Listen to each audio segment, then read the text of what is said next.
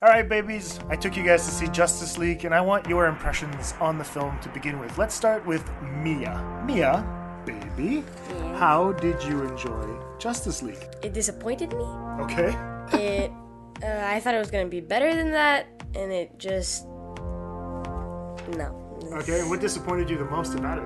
Aquaman. Aquaman, okay, explain. As a child, Ali and As a child, you're 12. Come on. We watched, what do we call that, like a TV series? Yeah, it was the Justice League TV show. Yeah, and Aquaman was really polite, he was a royalty, and he didn't drink. Okay. So basically, yeah, in the movie, he was like totally the opposite of what we saw in our childhood. I didn't like it. It really disappointed me. It really disappointed you? Okay. And is Jason Momoa good looking? Does he look good? Yeah. This is just a barometer to see where she at in puberty. Dad! Anything else that you found a little bit weird? How about Wonder Woman? Was she cool? Yeah, Wonder Woman was cool, but camera angles, cleavage. Okay. And she was treated really badly.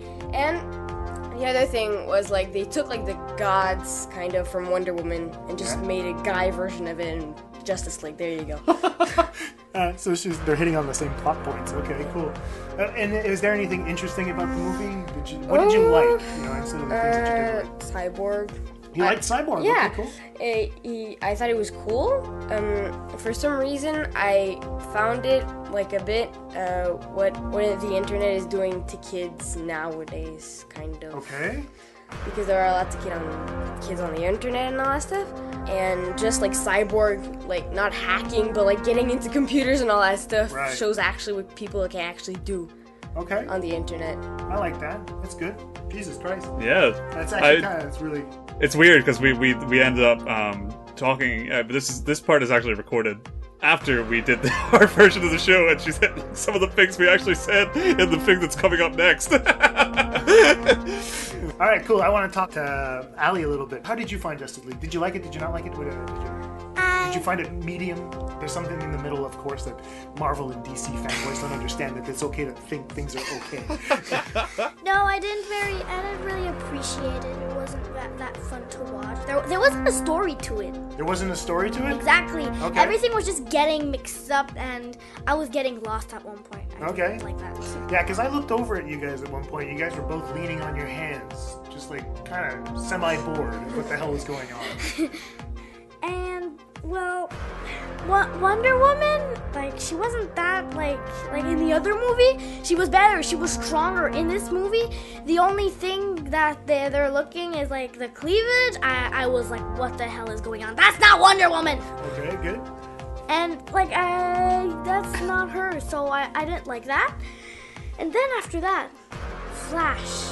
Yeah? The biggest problem of the movie, I thought. Okay, explain. Why is Flash the biggest problem? No wonder he has no friends.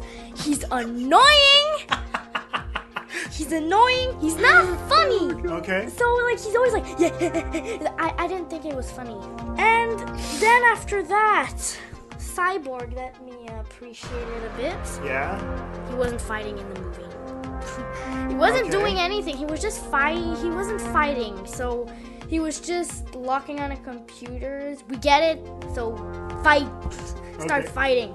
Aquaman. Yeah. And at one point in the movie, when he's with the beer going into the water, it looks like an ad. It looks like an ad for alcohol. Okay. Yeah, I was like... Yeah, it's cool to drink, kids. And so true. Yeah, it was weird, so I didn't really think it was the Justice League. Okay, and was there anything good? Was there anything that you really liked about the movie? Wonder Woman was kind of the best in the movie. Right. And I like I said earlier, I didn't like how they dressed her up weirdly. I didn't like that. Right. I liked how strong she was, though. Okay, cool. Excellent. So that's pretty good, man. I think that from like two kids' perspective, you got a 12-year-old and a 10-year-old right now, kind of pointing out a little bit of flaws. And this is the demographic that they're supposed to be going for. It's supposed to be for kids. And if you have kids of this age going like, yeah, there's clearly problems with the way that Wonder Woman is being portrayed.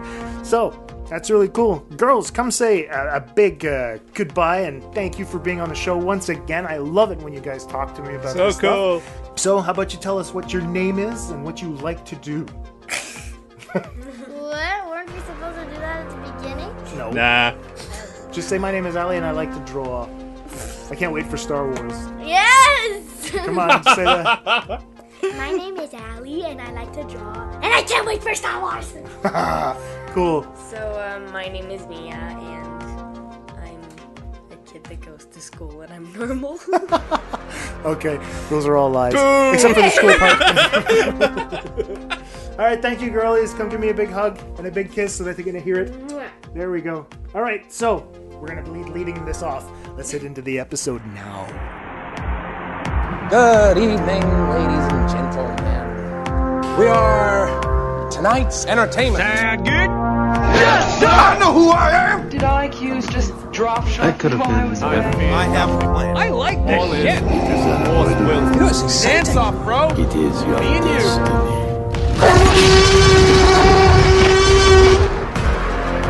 Welcome to the Atlantic Screen Connection Podcast. Let the games begin.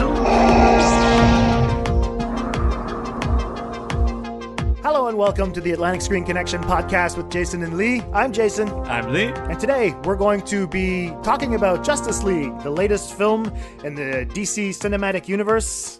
And it's directed by Zack Snyder. And Or is Joss it? Whedon Joss Whedon gets a writing credit on it. It should be interesting. It stars Gal Gadot, Connie Nielsen, Amy Adams, Ben Affleck, Ray Fisher, Henry Cavill, Ezra Miller, Jason Momoa, Jeremy Irons, J.K. Simmons, and Miles Dyson. And it's going to be a really interesting conversation. I totally forgot about Miles Dyson. Oh my god. All right. I contacted you after my viewing of the film because I took my daughters to see it, and I said, you know what? Let's get together and let's talk about this. So I want to throw this over to you. I don't care how you're doing. I want to know what your experience is with the film. So tell me, Lee, how did you react to Justice League? I guess it may be important to build some sort of groundwork and frame for our audience how we felt so far about the DC films. So I'll be perfectly blunt. I have only so far in this universe enjoyed Wonder Woman. In fact, I love Wonder Woman. I think it's it's a flawed film. It's very flawed, and I respect those flaws. But at the same time, it's probably one of my favorite films this year. I've enjoyed it so much. I've seen it a second time. I loved it all over again. Every other film has been terrible, and I don't think Jason totally feels that way. He's been holding on for this DCEU to correct itself, but he's been there. I remember you had maybe one or two reviews for Batman v Superman, and I remember it was emotional. It was sort of a personal take, one of them. Well, see, that's the thing. Yeah, I mean, like, okay, I'll get personal and I'll come right back out of it. All right, so Cool. If I look at my experience with the DC films so far, okay, this is their universe. I don't think that we can take them apart. Okay, these are meant to be part of the same, storyline. Yeah, It's the continuity. Man of Steel was a very weird picture for me because there are elements of it that I really enjoyed, and there are other elements that had me scratching my head as to why. Why? The whole exactly the whole essence of Superman himself in that film. I was like, he's not Dr. Manhattan. I understand what Zack Snyder was trying to do, turning him into this whole broody, weird, broody Jesus, modern Jesus. There you go, exactly. Very emo Jesus.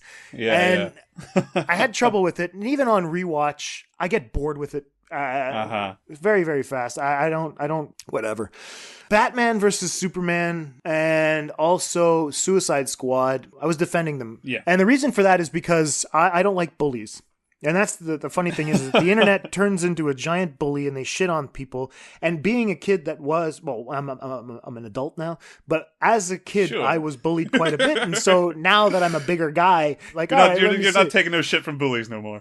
Exactly. And so I think that part of me was defending Batman versus Superman and Suicide Squad from that perspective, to try to have a little bit more of an open mind when it comes to it. Yeah. And I mean, there are good things about the Ultimate Edition of Batman versus Superman. Sure. I think it made it a more complete story, and it showed us very clearly that there was a Superman story in there that would have been worth telling, but they didn't do that. They wanted to play catch up, and that's the problem. It was something I had suspected watching the film, was that there was a part of that story about Superman that we just weren't seeing. So it makes a lot of sense that they had to cut it. Well, they didn't have to cut it. They just chose to cut it because they don't really know what kind of films they want to be making. Because they don't think Superman's interesting as Batman. It's money now. That's the problem, right? And Suicide Squad, I mean, I'm going to retcon all my reviews. These are bad films. I don't care anymore about what they're doing, because I think that they've tried my patience. And I don't feel like I can defend these rationally anymore. No. Because it's just me trying to go back to when I was a kid and be like, be nice to people. At least they tried. And now the thing is that how much money has been spent on this? Yeah. And that's a very expensive trial. You know what I mean? It's interesting when you realize that perhaps the victim in this case, which is these films under the light of the critics who have been tearing into them just because it's popular to tear into them. Yeah. When you want to jump to their age, you want to jump to their side, and then it finds out that those films, they've actually been emotionally manipulating you to protect them this entire time, and that they have none of your interests, but they don't want to help themselves. They just want to keep coasting by. They don't mind that they get bullied because they thrive on it. And I mean, I don't think that's something that probably applies to, real life, but that's exactly how this scenario works. Well, that's the thing. The thing is that they're like, oh, geeks and nerds will defend us because they were bullied, and then the critics because we have their Superman on hostage, and we're not letting go until they protect him. Exactly. And at the same time, that's the problem, is that Superman's supposed to be protecting us, and we're not supposed to be defending him, which is a weird thing when you turn it around like that. And I'll agree with you that Wonder Woman is clearly the best that they've put out. And like you said, it is flawed. I mean, there's that generic villain, Ares, at the end. Who are the villains in these fucking movies? No one. No one are the villains. Zod Jesse was a really great character. Yeah, well, whatever. His villain is the lozenge that he stuffs down that guy's throat. But I think that right now, my patience is gone. I don't care anymore about what they do. I want to see another Wonder Woman movie. And I think that this is going to lead us right into what I think about Justice League, which is probably one of the worst that they've made so far. Mm-hmm. And it doesn't work. It just doesn't work. Yeah. You have the most valuable comic book properties today. Absolutely. Batman and Superman, these are characters that go back to the 40s, you know, 1938, I think both of them respectively came out, 1938, 39. My parents know who these characters are. Like, my mom knew Spider-Man because he was very popular in the 60s and whatnot. My parents know and love Batman and Superman, and they stand for something, you know, this idea of justice, it's there. And yet you have Warner who can't do them any justice at all. Not at all. And it's beyond me now. It is beyond me. I can't defend this. This is not only are they mistreating these characters, it's poor filmmaking. It really is. It's really poor filmmaking. The editing blows, this writing blows. Fuck all of them. You guys can come after me if you want. I don't care.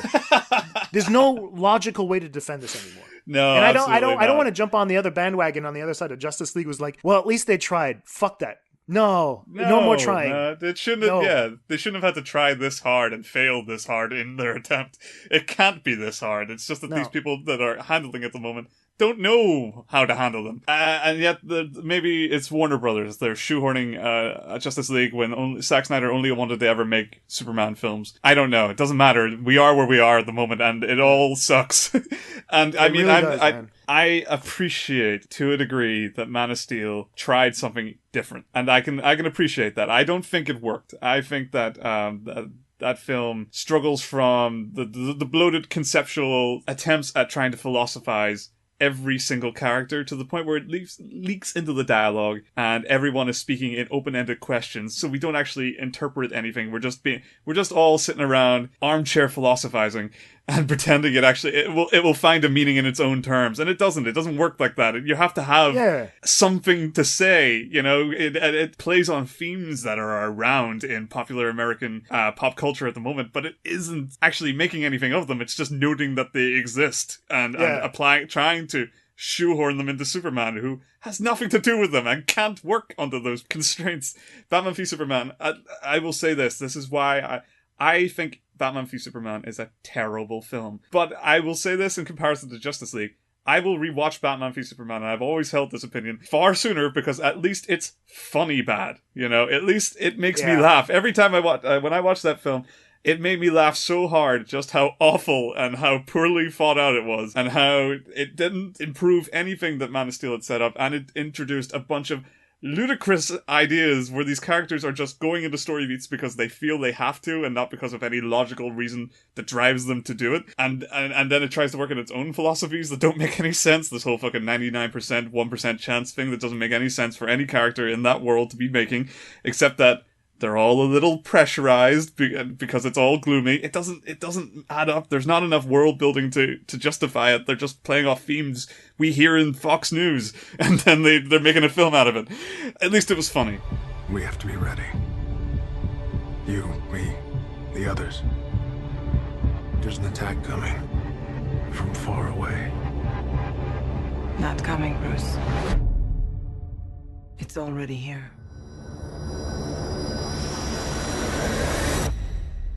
The others, where are they? Arthur Curry, the Aquaman. It's on him. Organic and biomechatronic body parts. He's a cyborg. You should probably move. Barry Allen. Whoever you're looking for, it's not me. You're the Batman? They said the age of heroes would never come again. It has to.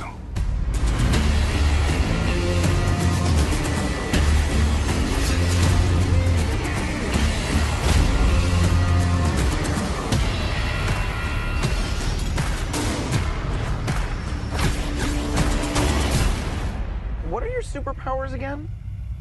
I'm rich. One thing I can tell you is you got to be free.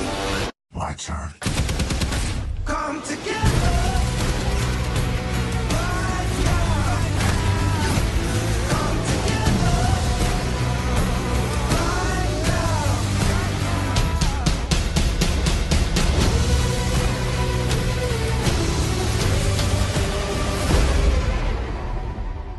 Shall we? It's good to see you playing well with others again. Just like a bat. I dig it. Maybe temporary. Yeah!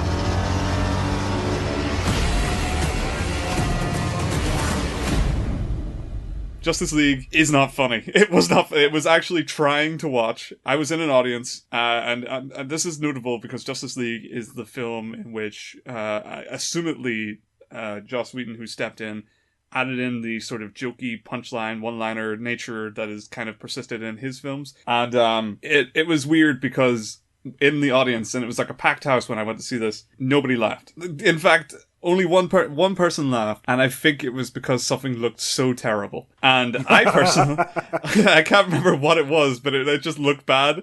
Like, maybe the Flash falling over or something, I don't know. But it wasn't that it was intentionally funny. It looked specifically like they hadn't finished shooting something. But I remember laughing a few times, mostly at like terrible lines. Particularly, I remember Aquaman, at one point, he turns to Cyborg in the middle of an air chase and says, "My man." And it is in trailer too. I burst out laughing. I mean, it was funny. It was bad in the trailer, but I was hoping they would try to justify it when it gets into the film, and it really didn't fit at all. And it was terrible. That and Cyborg's very quiet "booyah." Almost like whimpers out at the end of the scene. It's like terrible. Yeah, and that cheesy little fist bump at the end. Finally, Flash gets the credit. Like, he's got street cred for some reason. You know, it's and all about it. His character arc is borderline. impressing people he can't impress. But the thing is that's, I don't know, I won't call it, anyway, you guys can call me out for this anyway, but I mean, that's borderline racist, in my opinion. It feels like it was written by a white guy. It was like, oh, look at the black guy gives him credibility at the end because he's accepted. Oh, yeah. He gives him the no, fist you're bump. totally And I was right. like, I hadn't who even writes seen it that way. I was like, who writes that? You can't do that. It was like, oh, the black guy is going to be cool with it, you know? And I'm like, no, these people are supposed to be a team. It doesn't matter if you're white or black. It doesn't no one cares. And he calls it out. Flash goes, it was like racially charged. No, it's not. It has nothing to do with that. He doesn't know you. That's not a good joke. That's a terrible joke written by a white guy.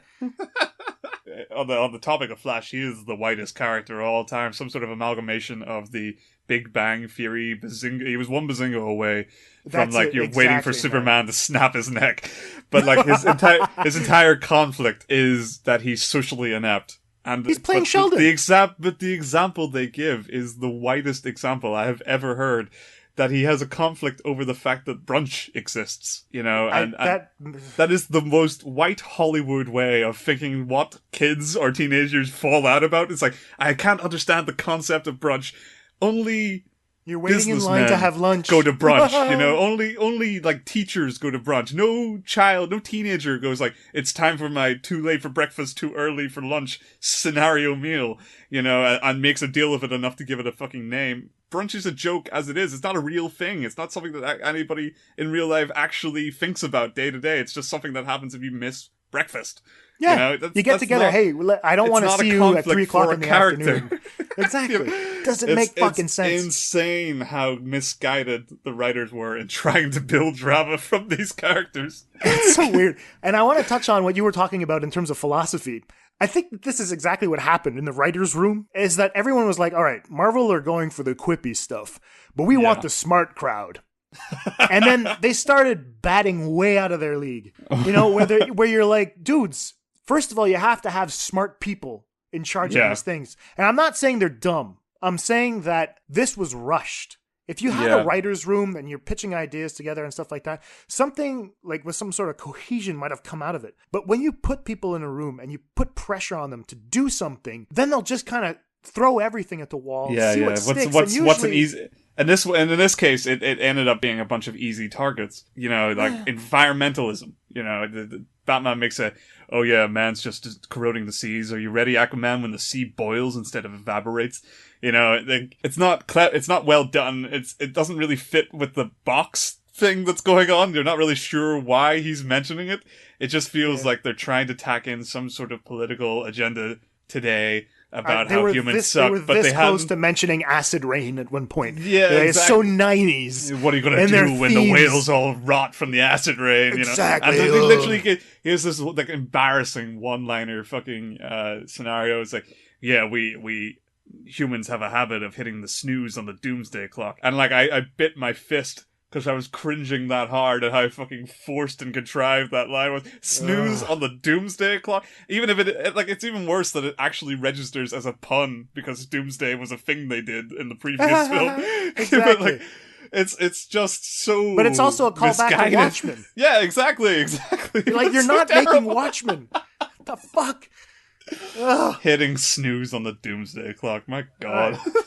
Let's get into the dumb things about the movie. Yeah. All right. Let's start with the beginning. All right.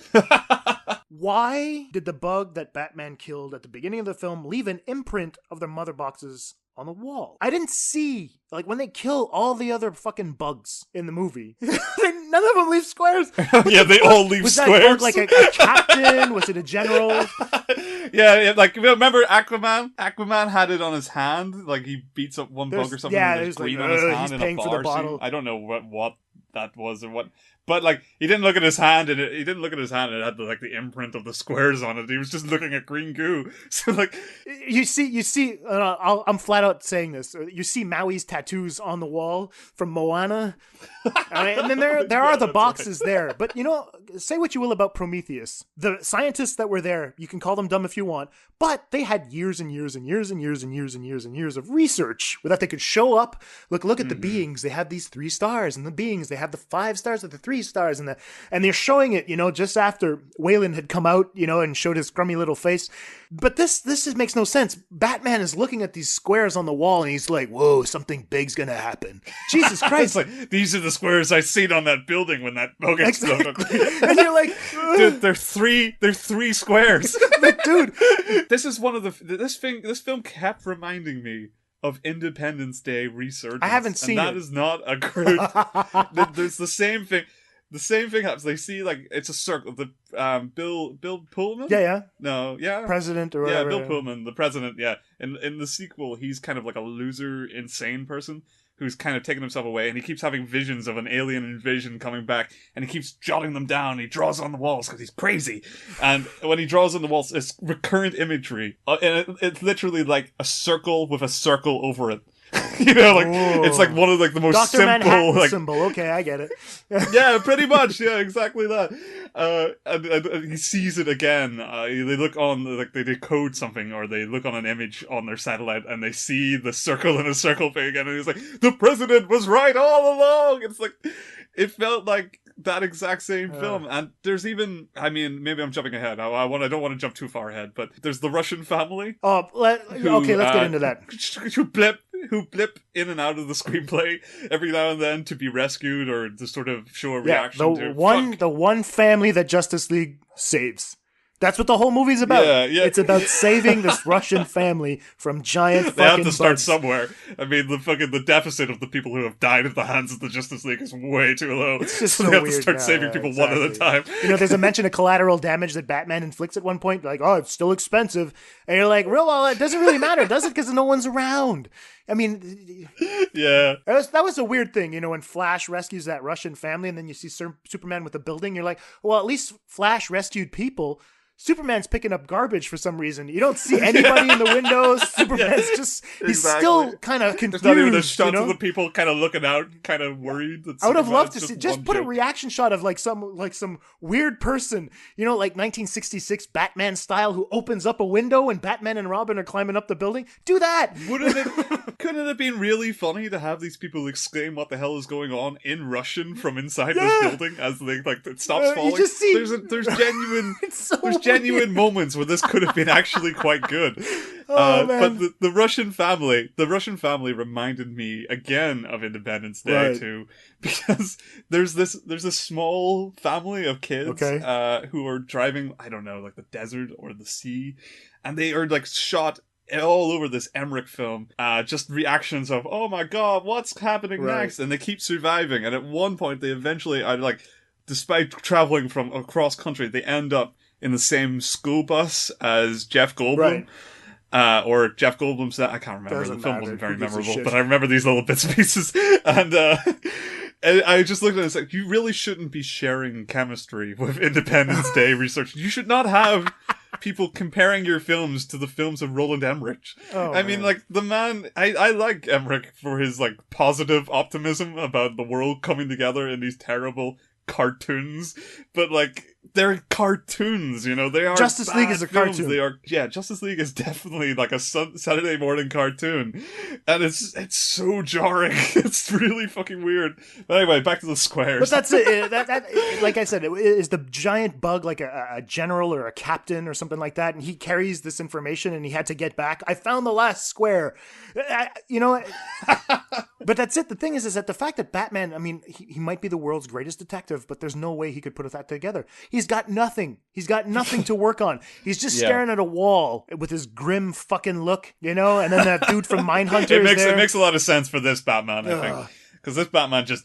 He's an emotional leaper. He jumps at any possible causality in regards to plot details, and we've seen that a lot in Batman v Superman, where he just like he's like, Superman must be coming out to kill me because I've received a handwritten letter from an anonymous stranger saying Superman hates me. Like, therefore I must get in the Batmobile, mount my guns, and shoot him down from the sky. It's like it's maddening to think that this is how someone thinks, and that we're supposed to actually be on this guy's side at one point or another. because he's the villain in the previous film, and now he's the hero of this film. It's he's nuts. It doesn't make any sense. And the fact that he sees a bunch of squares, and they're just like, that must be the aliens. They're coming. Jesse Eisenberg had yelled it at me from the prison cell. He could hear the bell. But that's it. I mean, but he's a madman. And you like the squares, the things that you're talking about, the squares, the mother box of the story. Speaking of pussy, I want to get into this. I don't understand the maleness involved in Jason Momoa. And look, no, I'm not taking anything away from him. He's a really attractive man. He's a good-looking man. And he's not a bad actor. I find that he does his job well. The problem with this is that... he plays the dude really well. He's fine. Like the he's manly absolutely man. Fine. Yeah. But the thing is that the fact that Aquaman used to be the butt of a joke, like he was the pussy guy in the Justice League. He's not, I remember playing Injustice Gods Among Us, and he was a great character in there, and even in the comic books, but if you look at like Super Friends, Saturday morning cartoon, he's riding on dolphins and shit, and but the thing is, they've done in the comics and recent material, they've done already so much course correction for that character. They've made a lot of strides to making him interesting, and in this case, they've flung that out the window because it wasn't good enough. Yeah. It's bizarre. And that's the fucked up thing is that who in the writing room was like, let's make him the most manliest man of the men, so that no one can call him a pussy. And I'm like, dudes, you could have dialed it down just a little bit. He's there drinking from the bottle. I don't understand where the shift in the movie happened where he became Maui from Moana. He literally goes, Yahoo! Just like, what the fuck? Who wrote that? He does that. He does that when he jumps into the sky. I swear to God, I thought for a second he was actually going to turn into a bird. Yeah, exactly. And he's fucking Maui. I think it would have been acceptable if they went this direction with Aquaman. If it was done with any hint of irony. If setting him up to be this dude bro fucking beer chugging character came with a sense that maybe this type of person is a little unhinged. Maybe they're not someone to idolize, but they literally give him like perfume commercial level of slow-mo shots to establish that he's just such a fucking cool guy. And they never take him down. They take him down one peg. They let him open up emotionally as a butt of a joke. And it was a good set. I don't think it was done well, but I think the idea was good. He's sitting on they had him sit on the lasso of truth. And he opens up emotionally, and then you kind of going like, oh, it didn't feel like they wanted to take the piss of the character. It felt like they were setting up the fact that there was more to him for a sequel, and that is not good. No, that's it. It's weird. And that's the funny part about this is like, you find out in this, you get a little bit of his backstory where he's royalty and he just chooses not to be, and I'm like, why don't any of these characters want to do anything about anything? Batman is just like, Superman, like, I don't want to be Superman. Cyborg is like, I don't want to be Cyborg. The only one that actually cares about doing something about it is who immediately says, I'm in, is the Flash. And he's by far the worst character in the movie. I mean, other than... Yeah, I was going to say, other than Wonder Woman just does it as a sort of expectation of her duty, I suppose. But we know that knowledge from the film. But she already knows she joined the team. Yeah, exactly. So, but you're right. Let's talk about the Flash. Oh Christ, fucking Flash, man! I don't get it. I mean, wordplay, bad puns. He's jittery. He's twitchy and shit. We have this. This is their response. This is their clever response to Tom Holland's Spider-Man. They've actually painted Flash as this guy who doesn't find comfort in the fact that he is who he is in any shape or form. Which, yes, some people are, but there's not any means or any path made to try and amend that or make that a part of his arc. He actually just starts to feel more comfortable the more praise from his peers is leveled onto him. And that's a shit message to give It's social media, man. It's how many likes you get. Exactly. Like, suddenly it doesn't matter whether brunch exists or not because he has cooler exactly. friends. I'll go to brunch with these guys. That is not a good message. But there's one thing I want to point out before you continue. Okay. The electricity in Flash, to me, this is not the Flash that I grew up with. Okay, Flash is fast. I understand that he's got a lightning bolt on his chest, but that was just lightning fast. It was a fun little pun that they did when they created the character way back when, and this was clever for that time. All the electricity that he has around him kind of took away. I don't know how he runs. He's like wavy when he runs now. I didn't understand that. I mean, I would have loved to. Yeah, he kind of flails. Explain this to me. Bruce Wayne goes to visit him, okay?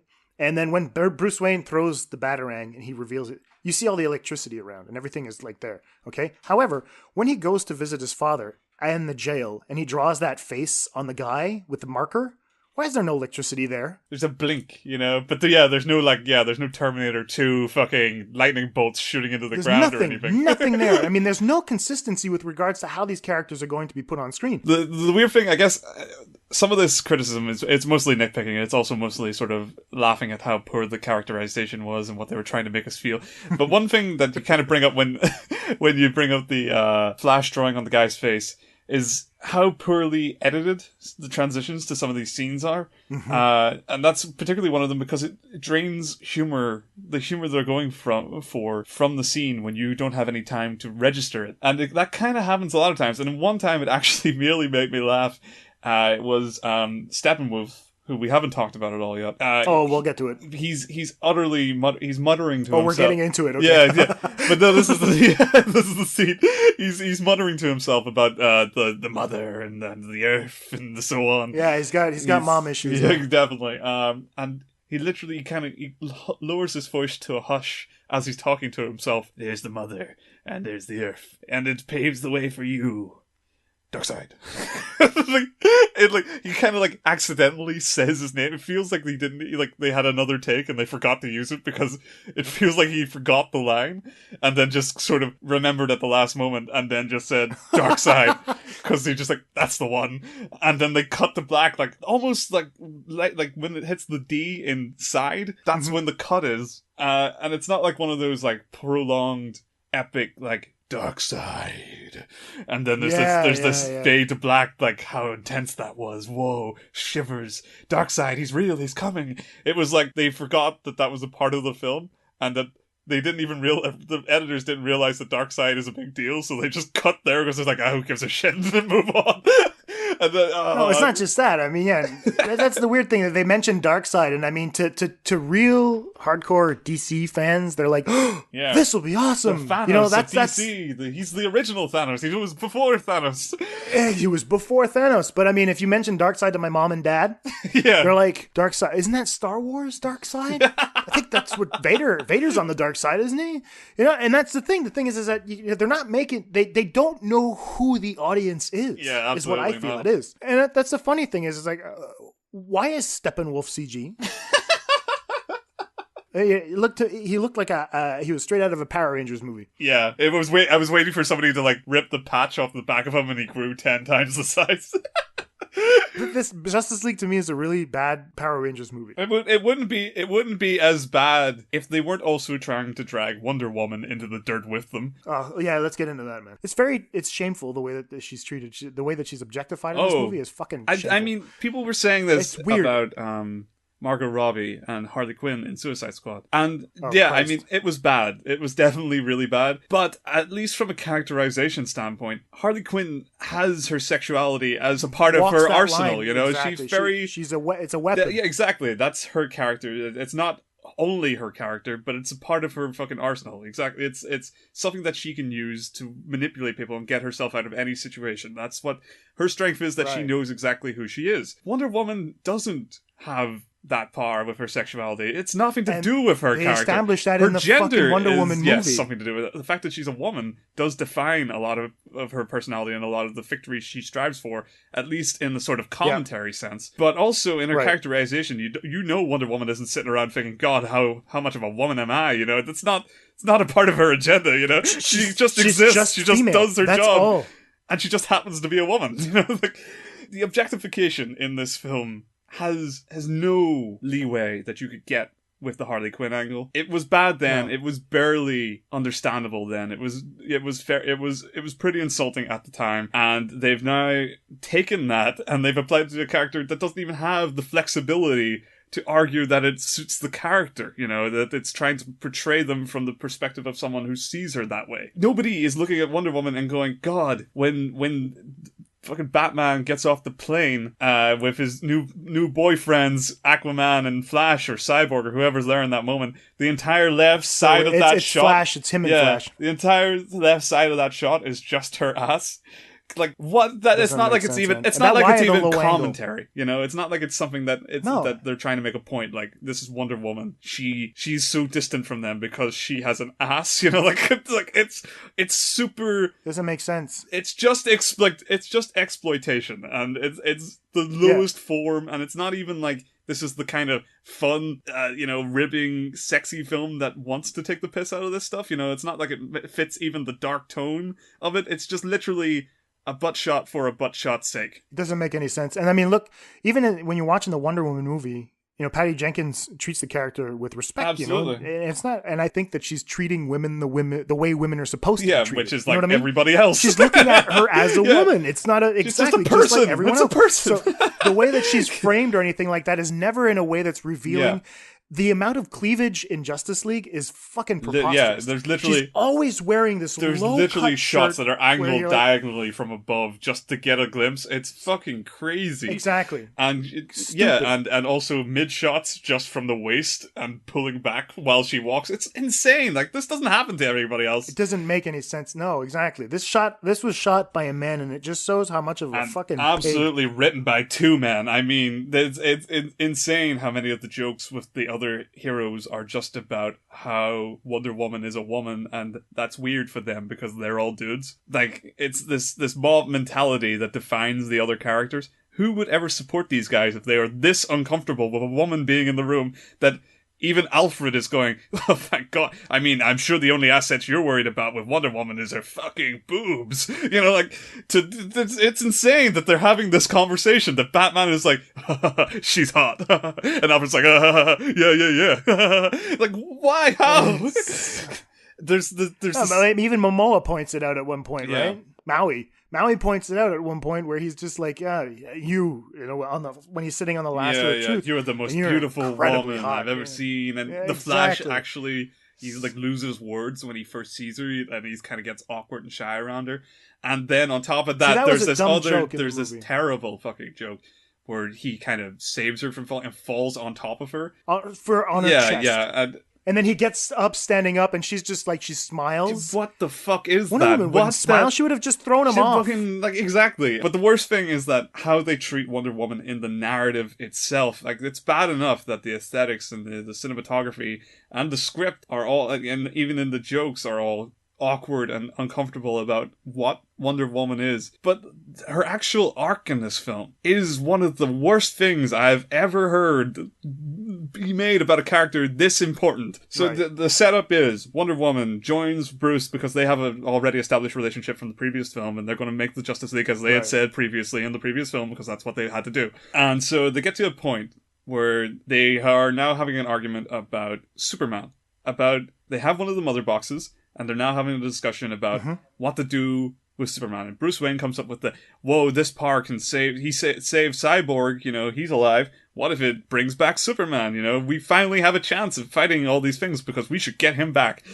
And they have this fucking discussion, and it's insane. The discussion in itself is insane. If it's only even, he does it again, if there's a 1% chance bringing back a lunatic, like, fucking return from the dead, Space God. Exactly. Doesn't turn against us, then we have to take it. It is madness. That is logistical madness. And side note, why is Batman like the extremist in this movie? Why is he a nutcase? But anyway, I accept the fact that he's nuts, because that's exactly what he is. He belongs in Arkham Asylum. It's an exaggeration of his personality. I guess after 20 years, it's all kind of worn them down. But this film doesn't make anything of that. It just sort of runs with the idea that he's supposed to be this logical thinker, yet insane at the same time. There's no balance in that character's writing whatsoever. They just, whatever suits Batman to say, he says it. And in this part of the script, he and Wonder Woman get into a fight because Wonder Woman doesn't believe they should use this fucking mother box to bring back what could potentially be an even worse issue than Steppenwolf, which is an insane, undead Superman. So she's like, you know, let's leave it be. He died doing what he loved. And Batman says, you know what? This is so kind of typical of you, because I think you are history's greatest coward, basically. From World War I, you stood out from the crowd, and then your boyfriend dies, and then suddenly nobody's ever heard of you. You don't step in the limelight anymore. Nobody's saying, Wonder Woman, save us. You go away because for you've been hiding, mourning your dead boyfriend. So that's bad enough, because, I mean, I don't think anyone assumed Wonder Woman really stayed quiet since World War One. I don't believe that was ever a case, and the ending of Wonder Woman itself makes it look like she's just hard at work from the end of that, you know, she's already over Steve Trevor. But anyway, it doesn't matter. That was a flash forward, I guess. So, it's more where this plot goes, and it's later on down the line, they have the fight with Superman, and they're recovering, they get into a scene where, Wonder Woman gives Batman like a curing massage, which fine, whatever. I mean, that was whatever. Just their she pals. replaces his shoulder because it's dislocated. Yeah, whatever. It's kind of, I get it. It could happen, fine. But it's the conversation that ensues from that is the real fucked up shit. Batman is about to apologize for being an asshole and for trying and then Wonder Woman interrupts him and says, "Sorry, Bruce, it's me who needs to apologize. It's me who has to apologize. Because I didn't understand. You were bullying me to get me to be a leader. And that was actually beneficial for me. And now I understand that I was a coward. I have been a coward my entire life. I needed to be mansplained, this whole thing. To bully me about my dead boyfriend and my choices in life, because now I'm a better person for it." That is the most fucked up, insane, meal-written nonsense I have ever fucking seen in a film. That is to Wonder Woman. Like, how do you come to that point where you're in the screenwriting room and you're like, all right, so the point is, Batman, he's actually doing her a favor, because when he tells her that she's a fucking cowardly bitch, she's like, "Oh, Batman, thank you. I didn't know how much I was a cowardly bitch until you told me to." Exactly, yeah. Matt, it doesn't even fit into the character they've already written. You know, the Wonder Woman that came out, she is a leader from start to finish in that film. She, if anything, there could be an arc about how headstrong she is, about how the fact she continues to dive into scenarios, making up her own mind about things without ever consulting people. That would be something, because that at least has groundwork in the her solo film. That's where we see that Wonder Woman, she is more confident in the decision she makes, maybe to a fault, because now she has to work with a team that have to work with her rather than follow her along every time she makes a decision. That's an arc, that's a character decision. She could come down from something like that, she could grow in a way like that if we have to think of her as someone who has to grow in some way. But the decision to just ignore the fact that her entire film was her being this strong woman who, maybe to a fault, leads the charge every time, and instead portray her as this character who has in fact been hiding away, mourning her dead boyfriend. That's the most insulting narrative choice I could ever imagine. I mean, imagine the little girls that were really high off the fucking back of Wonder Woman about this great character. And she has this great story, and everyone's at fault in it. Everyone grows a little from it. It's so well written. It's so well rounded. And then they go to see Wonder Woman's back in a new film, and she's teaming up with Batman and Superman, and they watch as Batman bullies her and belittles her for her own choices, and then she thanks him, and then leads a battle on his behest by kind of nodding to the sky, and then she gets knocked down by rocks and shit like that, and people have to keep picking her up and tossing her around. She's the one who took out Doomsday. She was taking out Doomsday. She was standing up to them because Superman was having trouble. And look at just the sequence. I'd love to see a Freudian analysis of that Flash touching the sword and pushing it back up to Wonder Woman. Oh my god. Yeah. I'd love to see someone do that. Yeah, exactly. Yeah, that would be terrible if there's a metaphorical thing somebody even remotely didn't even pick up on, that this is finally Wonder Woman knows how to get it on again. There you go. And that's where she gets the sword back. And I was looking at that sequence and I was like, that doesn't make any sense. Wonder Woman doesn't need their help. She wants to be part of the team. Based on what she did in taking care of Ares in World War I, and not going away, it's like she's rusty because she's still mourning her boyfriend. But at the end of the film, whenever he says maybe someday you'll be able to talk to me about Steve Trevor, she's happy. It's a good memory for her. She's not mourning his loss. She's proud. And if ever she wanted to honor his memory, that's what she would have done. And she's not doing it because of a man. It's because she needed someone like him, the love of her life that she lost. There was a genuine connection. And she would fight for him. And that she needed a drive as such to help spear her along. And it wasn't that it was like him explaining what she has to do. It was that she felt that way, and it made sense. His sacrifice for her was important for her understanding of what humans are capable of. It was all significant of exactly how it reconfirmed for her how important humanity is, because they aren't selfish all the time. In fact, the person who's closest to her would make the ultimate sacrifice. That's incredible writing. It's beautiful. They fucked it up. And that she would keep that to herself. Exactly. And that she would keep it to herself and mourn that.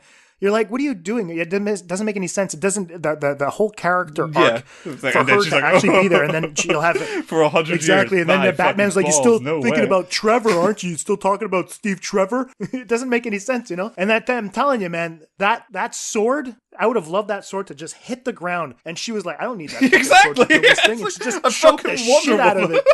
It's Wonder Woman, yeah, man. She's like, you know, she has those power things on her wrists and stuff. Like, what the fuck does she need the sword for? It was just for that cool moment of flashing. Here's your dick. Yeah. It's just finally weird. I can be in the fight. Yeah, but that's that. To me, that's the worst of it. I mean, the rest of it is a lot to do with more nitpicking and like understanding how this film fails as a whole. But that's the part that stung the most, I guess. Yeah, the Wonder Woman there is man. Oof, that is terrible. Getting to more nitpicks. I wanted you to explain to me the properties of suit jackets and shirts versus pants. I want you to explain that to me, because when Superman kind of comes back and he's evil Superman, spoiler alert, they fight for about 10-15 minutes, and Superman jumps out of whatever the fuck he's jumping out of, and there's an explosion. I didn't notice anything that was supposed to explode around. And then you see Henry Cavill in all of his beautiful glory as a gorgeous looking man, shirtless. You're like, motherfucker, man. Here I am eating popcorn. I got a belly. Superheroes, great. They make me feel better. Exactly. I like my body the way it is. It's clearly what I'm thinking when I'm watching Henry Cavill in the denial. Exactly. Completely. I'm fine with the way I look. Jim Gaffigan style. I was like, fuck it. But I don't understand why his pants are still on and magically his fucking suit jacket is off and his shirt's off. And I was like, what kind of... What stop teasing us. Just get it over with. We need to see Superman's dick. Jesus naked. Christ. So I know. Weird. I mean, like, if they're going to make him some sort of weird fucking Terminator, I mean, they could at least go full Terminator and have him full on naked. Exactly, just fighting in broad daylight. Yeah. The police are shooting at him, and you hear the bullets just like bouncing off of his penis, and you're like, "Oh well, that solves that geek question. Does he have a bulletproof penis?" we've always needed to know. He's just batting them away. Yeah, no, absolutely. No, I mean, I would say if there's any content, I guess they just wanted to match like the Hulk. You know, like the Hulk always keeps his pants. At least like they tear at the bottom, you know, like they're pretty ripped when he stretches out, but he also has magical impervious pants. So except in Thor Ragnarok for the first time, like we finally get butt ass naked Hulk and his big ass fucking Hulk dick that they just don't see off camera because it's when he's walking butt to the camera. But yeah, we finally get his pants don't survive Hulk. So step it up, DC, Jesus. No, but I mean, I solved that whole equation for myself. Has nothing to do with the properties of the pants. It has to do with the fact that Henry Cavill with his shirt off makes you want to look at his chest as opposed to his upper lip. Yeah, that makes sense. It's the only reason why he has his shirt off in that fucking scene is because, you know, and then they had this close-up of his face where you're like, okay, I can kind of see what they did with the mustache there. So this is clearly a Joss Whedon scene because it's overexposed a little bit. And I mean, the fight is pretty cool. And as much as I really enjoyed X-Men Apocalypse for the fucking schlocky mess it was, this is where, like, I think that the screenwriters or Joss Whedon really liked the part of Apocalypse because they clearly lifted that scene where Superman is staring down the Flash as he runs around and he's like, holy fuck, he's as fast as I am. He took that, you know, it's Quicksilver and Apocalypse. Absolutely, when they're again, the final battle of that. Absolutely. I mean, that whole scene, it's the Vision scene from Age of Ultron. Man. Really straight. Like, Vision gets brought from the magical Vision box. They put the gem in him, and he bursts out, and he's crazy, and everyone has to. Age of Ultron? And everybody has to fight him because, you know, they don't know if he's good or bad. They've just brought him to life. I mean, that's like lifted straight from that film. They brought it right in and they applied it to Superman. And like, yeah, Joss Whedon was like, I got this. We used it. It didn't go off well. Maybe yeah, exactly. Like people said it was the most interesting part of the last film. It's like, that's because the last film was so fucking boring. Jesus Christ. Why? And at least that part, there was some character tension. Like, yeah. But it's weird because it felt like that. If they had developed the story about just bringing back Superman, that would have been a story in itself worth telling. A fine movie, yeah. And I feel like when it was like Justice League Part 1 and Part 2, remember in the production it was originally split, and this was supposed to be a Part 1, and then they've just amalgamated it, and they've just delayed the sequel because Batman's coming out or something like that. The production schedule scares me because it's real. It's like there's an Aquaman film coming out next Christmas. Jesus, fucking like a Flash Force film, and a Wonder Woman 2, which is a good thing at least because they probably just are going to continue. If they put it in the past, they can continue to ignore these films. But yeah, it feels like that the Superman conflict in this was it was the most interesting part of this film. I really like Superman in this film. I don't like he was written badly, but it was good to see Henry Cavill taking off the leash a little bit and being allowed to quip a bit and I mean he's real cheesy. He's a real cheeseball. The Superman that they're going for isn't even halfway between the original broody version and the Christopher Reeves version. This like you go straight full Christopher Reeves with just a little angry face drawn on with CG. And but like I like that.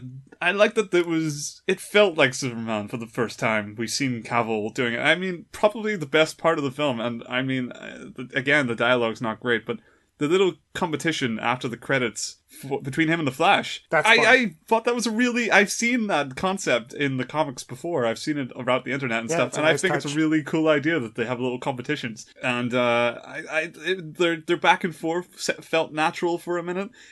He felt like he was kind of like he was so smug and insufferable that it felt like Superman. Like he's so confident in his ability, he doesn't believe anyone can beat him, and that felt like Superman for the first time. So there was this tail end. Every time I seen him, I was like, fuck, I really wish Henry Cavill had a fucking decent writer behind him because he is a Superman. He is so good in that role. Yes, and he should have always been the right and new Superman for us. And he's just been so hampered by these films that they're going to probably retcon him before we ever see a real film of him and find some other dude to be him. And that's really depressing. It is, because he would have been... I remember watching Man of Steel, and he was the best part of Man of Steel because of the fact that, I mean, even if he was broody and whiny and stuff like that, I mean, he looks the part. I mean, when I see him, I'm like, this Henry Cavill makes more sense to me as Superman than Christopher Reeve ever. Yeah, and I like Christopher Reeve movies. I have all the films here, and I mean, even if you want to lump in Brendan Routh with that as well, when you watch that movie again, you're like, that's really... except for the plane sequence where you're like, oh, they finally got his size right. It's not like Superman's lifting up the helicopter in the 78 version. But I mean, now it's just, I'm like, oh, fuck. If only we had Man of Steel 2 where he's made his choice and, you see him saving a fucking cat in a tree. I don't give a shit. Just make it cool. You know what I mean? Yeah, well, exactly. I mean, that character is super easy. I mean, at this point, they've got so much of a groundwork of the world being terrible and the world just not trusting Superman. And really, that should be that story done. Now it should just be Superman getting on with it and not giving a shit what the people think of him. He has 1,000,001 villains that are famous or even not famous. It doesn't fucking matter. People went and paid money to see Superman 4. People trust this character. But that's the thing. I mean, that's the kind of movie I'd love to see is like, in the first 10 minutes, you see Superman saving a bunch of shit. They got the newspapers and stuff like that. And you realize that Clark is writing some of those articles, which is kind of fun because he's trying to change his public image. And it would be really interesting. And then after that, you don't see Superman for the rest of the first act. You bring him in maybe to save a train in the second act. And then after that, once he realizes through his reporting that something is actually happening to certain people and all that, and it's all related to Brainiac in some way, and then you bring him into the third act and you give him to the people once again, make me want him. Yeah. You know what I Exactly. mean? I like Clark Kent. I like how goofy he is. And I want to see him reporting the news. Exactly. And one last thing that I want to bring up, the final post-credit scene. Yes. With Lex Luthor. Jesse Eisenberg is there, and Deathstroke is there. Now, I liked what Eisenberg was channeling in that. I was like, okay, now I can start seeing him as the less twitchy, stupid version of the Flash. that he did in Batman vs Superman. Now that the Flash has taken his crown, we don't have to worry about Jesse Eisenberg. Exactly. It's like he gave all of his twitchiness to the Flash.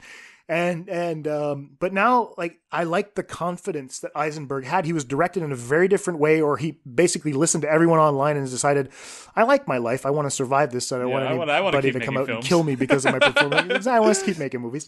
And he looked great. But the one thing that I had problem with was the reveal of Manganiello being Deathstroke, because that's not movie making to me. To me, you're not supposed to break the fourth wall that way, because you're taking the person out of the movie and actually making him reflect on all the tabloid shit with regards to how Joe Manganiello didn't know if he was going to be coming back as Deathstroke. And this is the way you confirm it, by telling people Deathstroke's going to be it. And not only that, we're using the same actor.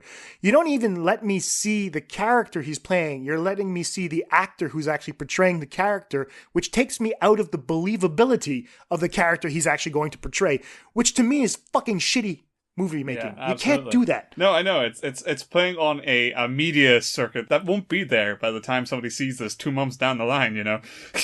I don't understand that. But I mean, and as Lex Luthor at this point, the board of Warner saying, we went a little too high, you know, like Lex Luthor was like, I created a doomsday monster. Maybe that was a little bit too big for my first outing. I'm going to go back to a regular just an assassin, a good old fashioned assassin. Assassin. Lex Luthor's like, you know, your ambitions are a little fucked there, Luthor. Exactly. It's like, I'll step back and go back to the real thing. I mean, and why would Luthor be hiring one of Batman's villains as opposed to trying to get Superman? Yeah, exactly. You're like, what? Yeah, it feels and that's why it never at any point. You see the reason that the kind of bitching about the franchise structure and the Warner Brothers influence and stuff like that, the reason it keeps coming up is because it's so prevalent in the film itself that you can't tear yourself away, you can't immerse yourself in the story, because you're constantly being reminded that this is all being set up to make films and character structures that you don't like and you don't want. And the idea that these characters flip-flop, and the idea that Batman fights alongside Superman, and he, in this case, in this film, he is this version's Hawkeye, you know, and he's really powerless. Yeah, he's just dodging exactly. shit. Yeah, he's just like, oh, fuck. Did you notice that at one point, like Steppenwolf has beaten them all? And then Batman can't do anything because he's run out of bullets. Oh god! You're like, well, how? I don't know what crazy slogan. World that Batman. I love the slogan for this. It's like, you can't save the world alone, and then I feel like the response to it is, but Superman can. Because the whole point of the plot is that form a league so that we can bring Superman back to life, and he'll save us by the end. So fucking. You can't even say it had the power of teamwork has saved the day. There's no arc like that. There's no structure. There's no sense of payoff in this film. It's all about just setting up a bunch of names and then Superman. Then Superman does what Superman does at the end. It's just so weird because Superman, what he does essentially is, well, we need to destroy his big axe or his big fucking hammer. So I'm going to freeze that thing. Do they actually make a plan, but I mean, or do they just see it and they do it? Like, you know, it's just like, you know, Superman's just like, he's blowing. You know, this is the issue. Yeah. It's because his power is all related to that. We don't establish. He's not Ronan the Accuser. They don't establish that. He has an axe. Like Ronan the Accuser, we have scenes of him fucking around with his big stupid hammer, and we see that's the source. It holds the gem in it, so that's the source of his power. We don't see Steppenwolf do anything with his axe except walk around and use it, you know, and it has fire. But there's no point at the film where we're like, whoa, that absolutely is obviously where the source of Steppenwolf's power is coming from. It's just, they just blow it up, and then he's like, oh no, please, don't hurt me. I don't have a hammer anymore. Yeah, exactly. Oh man. Oh no. And it's the whole thing, like the ripping the boxes apart as well is another scene that I was like, why are you ripping it? Needs more dancing. You know, and that MacGuffin is a terrible one. I mean, it just brings me back to the beginning where, you know, that bug on the wall. Yeah, it reminds you constantly for the film how poorly this structure was set up. I feel like Justice League should have, like, been down the line, you know, where You see the Aquaman movie, there's a hint of the mother box. Yeah. They didn't even mention it in the Wonder Woman movie. The way the Infinity Gems are kind of being set up and that they're being teased That's out what film they're trying by to film, do with you know, this. like Exactly. it's not like they're just like fine. right at the start of like there's 3 boxes and by the end of it we see what they can do and that's it. Yeah, exactly. They don't open portals, they terraform, just like Zod was trying to do. Yeah, exactly. So I guess all right. So maybe we should push to a wrap up. What maybe we should think positive. I think the most positive thing for me. Okay, before I was going to go off and do a corny joke, was walking out of the theater was a very happy moment, but I'm not going to do that. I'll actually say that as much as I didn't like Cyborg because he's essentially a USB key throughout the entire fucking movie. That's all he does is he plugs into shit. The one time that I really appreciated was when Diana is talking to him through the computer. I was like, wow, that really goes to show what his capabilities are. This guy is just logged into the entire Earth's mainframe. He's essentially a gigantic Skynet version. Yeah, all in one person. It's crazy. I thought that was interesting. And the fact that he was still, because he's part human, the fact that he's still struggling with receiving all of that information is really interesting. It's a cool conflict. I think that's a really cool character setup. Yeah, exactly. It's like to not be able to receive all that information. And I think it's really interesting because you can actually break down that character as a version of today's society. I'll use my students as an example, and I'll actually plug my girlfriend's theory on this. A lot of the baby boomers are talking about the millennials as people that are lazy, that don't know necessarily what they want to do. And they never take into consideration the fact that, this is a bunch of people that walked out into society and then jobs were there. They didn't have to work for it or study for it. And I was like, I kind of want to do that and I'll do that for 35 years. Whereas now we're actually pressured into choosing I'm not me, but I'm part of that generation because my parents pushed me off to school. Exactly, yeah. But the millennials right now, I figure that it's really interesting that they're pushed. They're asked, okay, what do you want to do with your life at the age of 16 and 17? But times have changed. You don't know what you want to do because, like, as my girlfriend once pointed out, she says, today's generation, the problem is, if you compare it to a computer, is that if you ask it to do too many things at the same time, what it does is it bogs down. Absolutely. If you look up at a Mac computer, you'll have that little circle that's going around like searching for information. And I think that today's generation is one of those, that's one of the problems that we have, is that we don't know how to orient our people into becoming workers in terms of jobs and stuff like that. You can do what you want, and it's a lie. You can't do what you want. You have to pick something eventually, but you're not allowing them to become people before. You're forcing them to choose the person they want to become too early. Mm-hmm. And I feel like the Cyborg character definitely plays into that. Has that potential to have a story written in that depth where we see how society reacts to the newfound... Having this overload of information. Half your person overload of opportunity being and choice. Technology. Exactly. No, that's totally true. I have no faith I love that these writers would ever be able to tell anything like that story. It would be just how... old people are afraid of machines. Yeah, exactly. That would be the only story. The more I think about it, the more Cyborg is a very rich character and could potentially have a fucking good movie. And should have already. Right. They should have just had his movie before Justice League, and we could have the setup that makes him feel like a natural fit for this film, and we could have had that little microcosm within him trying to work out in his own film of his father-son relationship already, like, what have you created? What have you put me in? Society outlook, like how was supposed to die? There's so much working within that framework, and there's no time for it in this film. But the idea is good. It's great. In fact, it's easily the most interesting and like exciting concept in the film. Yeah, the elements are there. Yeah, the elements are there, but I don't think that they have any. Like I said, they turned him into a USB key. They reduced him to the one thing. Yeah. He plugs in. He's the tech shit. guy, and except I'm like, he's on scene instead of in the van. Last thing for me is the Flash. I don't get why people found him funny. I don't think he's funny. He's not funny. He's not funny. I didn't think he was funny whatsoever. It's weird because there's not a lot I liked about the film at all. I just like Superman. I think that glimpse at Superman being back on form. Yeah, I'm not even like a Superman fan. I like to see the characters in their element, and I like to see them a part of stories that make sense for them. And I'm happy to see experiments of those stories, but they have to do it right or well. And I'm happy for Superman to be outside his niche and be this kind of brooding character if they can make an interesting story out of it. They haven't, in my opinion, thus far. This character, they could do something with this. moving him back to being this person who's been through a lot and still keeps his chin up and has a happier outlook now that he's been through the worst. CGI chin. Yeah, exactly. Is now digitally inserted cleft. Yeah. But yeah, I liked his scene. I liked the fact. I mean, it is. I don't know. Did we mention the fact that the way they brought him back is the dumbest thing we've ever seen on the actual show? I don't think we did. The complaints about this film never stop. Very quickly, why did Superman come? Why did they find him in his box? I don't understand. At the end of Batman v Superman, we see the earth shake while he's being laid in the ground. Why didn't they? Why is he there? Why didn't they open his coffin and find that he was gone? You know, and that he had actually survived, but was keeping on the low because he realized that mankind chose not to have him and moved on from him.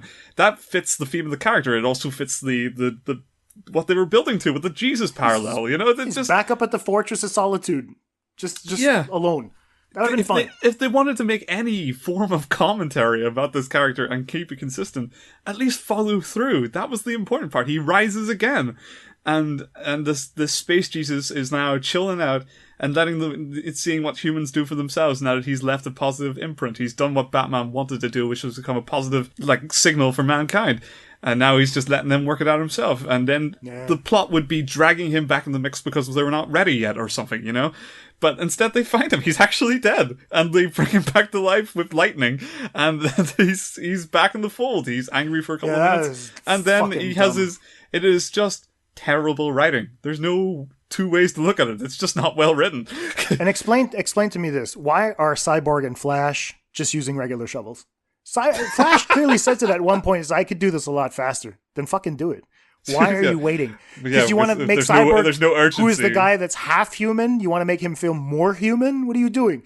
And why is a Cyborg, can he do things fast? He can fly, he can do, what the fuck? Electro shovels? I mean, come on.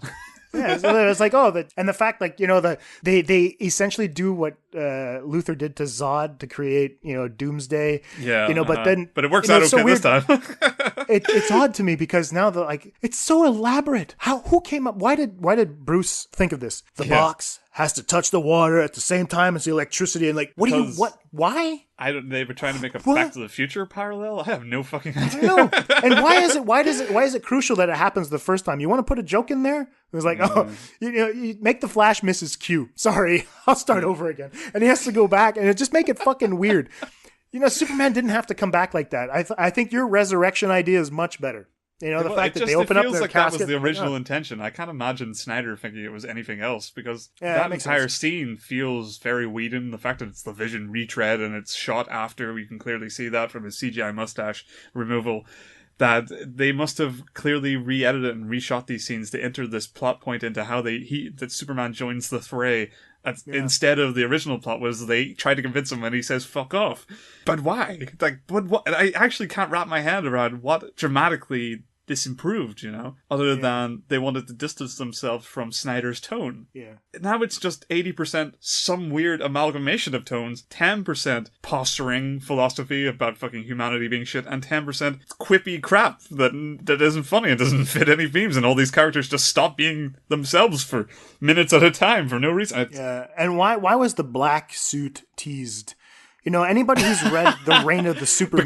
Because that's what I mean. That was probably the original cut, right? That was probably the original scene that Snyder had fit was about Superman hanging around in his new black moody suit and just sort of chilling out elsewhere, I would have loved to watch that. That would have been a great one. The Reign of the Superman. And you make it just one movie. You don't necessarily, you can have it like in news clips at the beginning where after Superman died, there's 3 or 4 Supermen that showed up. There's one that's a cyborg Superman. There's one that's a weird, fiery Bono looking Superman. There was Superboy as well. And there was another, there was the Superman with the black suit who basically had no powers and he was trying to figure out, and I remember reading through that after the death of Superman. It was Pa Kent who actually, they were up in heaven and there was a whole arc where, he was telling Clark, you have to fucking go back, and it was like his father up in heaven telling him, go. It would have been great, to have Kevin Costner and Henry Cavill sitting up at the top of Mount Everest, for the third having movie a weird in conversation. Exactly, it doesn't matter, but it would have been a fun, interesting conversation to have. You don't belong here. You know, this is actually just your subconscious. You're not even really in heaven. You're thinking about me right now, and you should actually just bust out of that fucking casket. Go to the Fortress of Solitude or whatever the hell, you know. And it was really great. I think that would have been a fun twist, you know, to have the Reign of the Superman brought in, and I think that was the original intention before doing the whole Justice League thing. And Warner got their grubby hands on like, we need to make money. Yeah, this nobody is money. has benefited from this fucking unholy fucking trinity here. Exactly. Anyway, all right. Well, I'm sick of talking about this movie. I don't think I'll revisit it. Maybe I'll watch the extended cut that comes on Blu-ray or on you know. But listen, it cost me $50 to go see this with my daughters, and I cringe. I might actually download this just to like get money back in any way. Anyway, stick it to the man. Anyway, so I don't know. I want to close this out, Lee.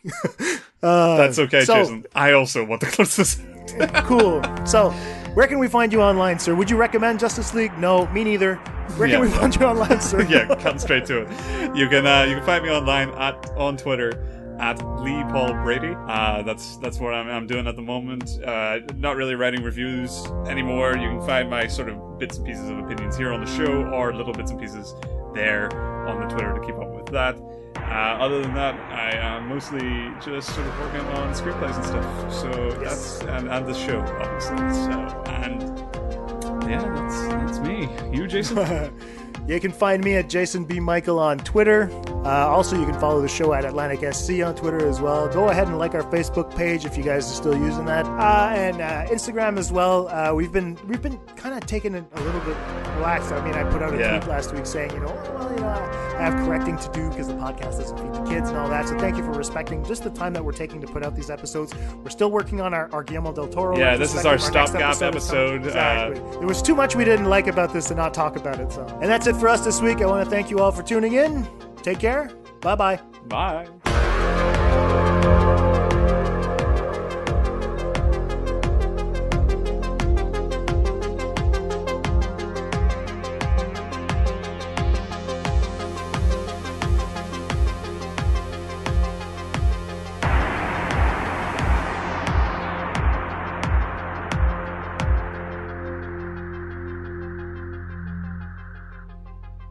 This conversation can serve no purpose anymore. Goodbye.